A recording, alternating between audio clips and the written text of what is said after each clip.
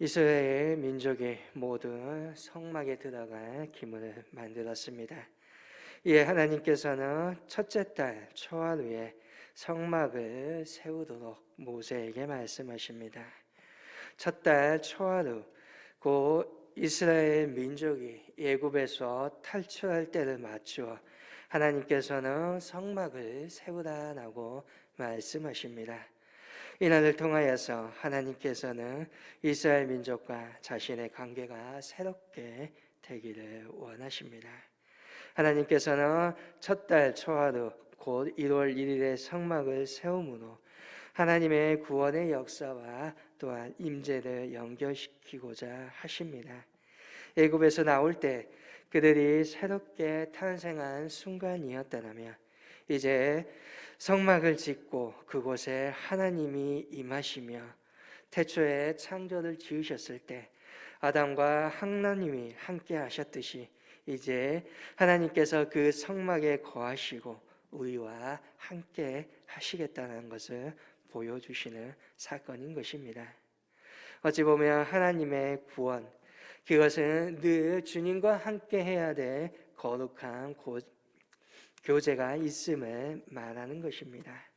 이제 이스라엘 백성은 그 성막을 통하여서 하나님과 거룩한 교제를 나누게 되며 또한 그 안에서 구원의 역사가 이루어져 가는 것입니다.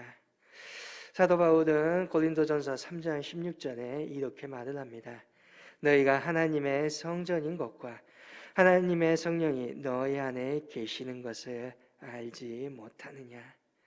오늘 믿음으로 살아가는 우리가 사도 바울은 성전됨이라고 말합니다. 성전전이 바로 성막이지요. 어찌 보면 우리가 하나님의 성막인 것입니다. 하나님의 성막으로서 하나님의 성전으로서 우리의 자신과 우리의 소유된 모든 것들이 하나님 앞에 올바르게 세워지고 정돈될 수 있기를 원합니다. 또한 우리 안에서 하나님과 거룩한 동행이 또한 하나님의 그 임재의 경험이 늘 우리의 새로운 은혜로 이루어지기를 통합니다. 오늘 성막을 통하여서 하나님의 뜻이 발견되며 성막을 통하여서 하나님의 그 임재하심과 하나님께 주시는 그 힘을 통하여서 하나님의 역사, 하나님의 그 구원의 역사가 오늘 우리 안에서 이루어지며 그 삶을 끊임없이 살아가기를 원한다는 것입니다. 또한 이스라엘 백성들은 하나님의 말씀에 순종하여 성막을 세워갑니다. 지성소에 증거궤인 법궤를 들여놓고 회장을 친 후 성막에 떡상과 등잔대 그리고 금 향단을 놓고 성막문을 달고 뚫로 나와 번제단과 물두멍을 놓고 뚫 주위를 포장하여 외부의 형태를 갖춘 후에 뜰문에 장을 달게 됩니다. 하나님께서 모세에게 주신 설계도와 그 말씀과 비슷하게 지어집니다. 한 가지 다른 점이 있다면 출애굽기 25장과 37장과 비교해 보면 분명 조금은 다르게 외관이 지어지고 있는 순서가 있습니다. 그러나 중요한 것은 25장과 37장 그리고 오늘 성막을 짓는 40장에 동일하게 증거에게 법궤가 먼저 언급되고 있다는 것입니다. 증거에게는 하나님의 언약, 하나님의 말씀이 십계명이 들어 있습니다. 성막을 부분적으로 외관을 짓는 모습은 다르지만 먼저 증거에게 법궤를 언급함으로써 주님의 말씀을 먼저 언급하고 이 말씀에 근거하여 순종하고 있음을 보여줍니다. 분명 부분적으로는 다르지만 주님의 말씀 위에 또한 그 말씀 위에 믿음의 성막을 세워가고 있다는 것입니다. 우리의 신앙 역시 마찬가지입니다. 주님의 말씀 위에 든든히 서기를 원합니다. 바람이 불고 창수가 나도 무너지지 아니하는 집은 주님의 말씀 위에 기초를 세워 튼튼히 세운 집일 것입니다. 우리의 신앙이 무너지지 않고 우리의 신앙이 흔들리지 아니하는 것은 주님의 말씀 위에 기초를 세울 때일 것입니다. 저와 여러분이 오늘 믿음의 성막을 어디에 세우시겠습니까? 주님의 법궤 증거궤 그 말씀 위에 세우기를 소망합니다. 9절부터 15절을 보면 거룩하게 성변하는 모습이 보여집니다. 하나님께서는 관유를 가져다가 성막과 그 안에 있는 모든 기문에 바르도록 말씀하십니다. 이 모든 기구들을 거룩하게 구별하기 위함입니다. 관유는 출애굽기 30장에 보면 나와 있습니다.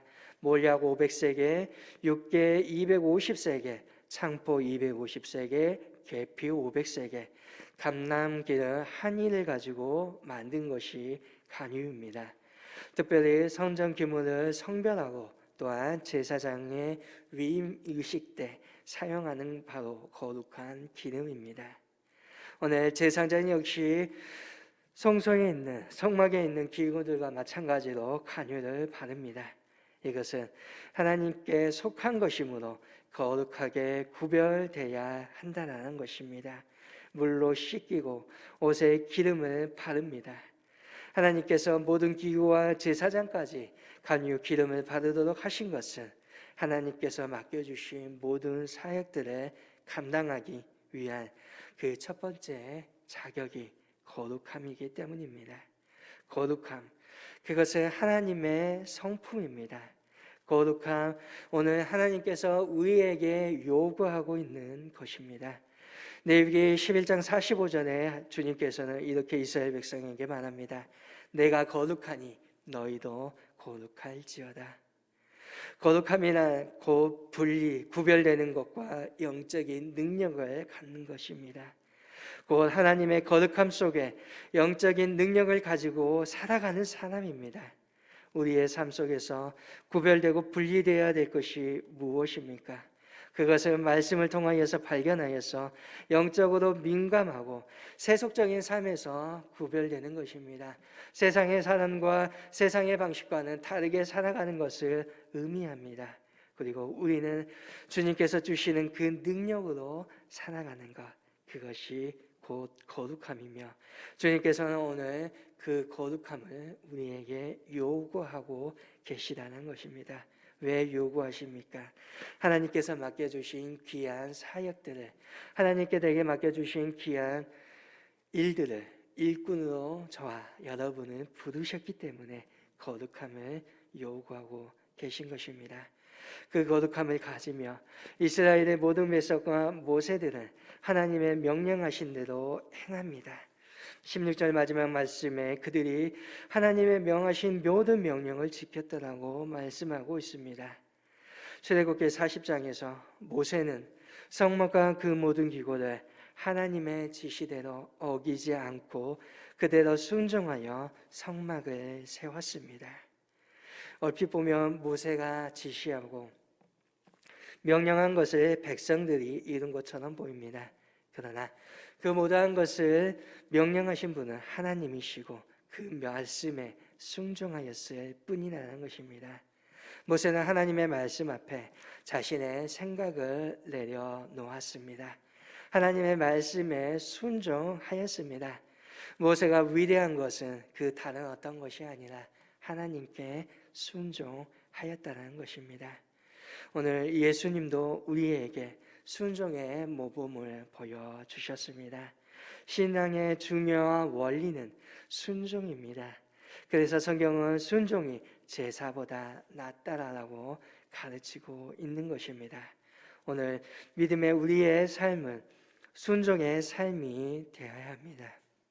순종하기 위해 우리는 하나님의 뜻을 먼저 제대로 알아야 됩니다. 그리고 그 순종함을 위하여서 나의 권위, 나의 생각을 스스로 포기할 줄 알아야 합니다. 겸손해야 합니다. 낮아져야 합니다. 나의 생각과 나의 주장과 내 권한이 하나님께 있음을, 하나님의 인도함과 하나님의 지배를 받고 있음을, 하나님의 뜻에 따라 살아야 함을 우리는 온전히 인정해야 합니다. 하나님의 그 때를 기다리면서 하나님께서 말씀하시는 그 뜻 안에 순종하며 나아갈 수 있기를 원합니다. 하나님의 그 말씀에 순종하여 성막을 짓고 거룩한 하나님과 동행하며 은혜를 체험하는 이스라엘 백성들이 바로 오늘 믿음의 저와 여러분 될 수 있기를 주님의 이름으로 간절히 소망합니다.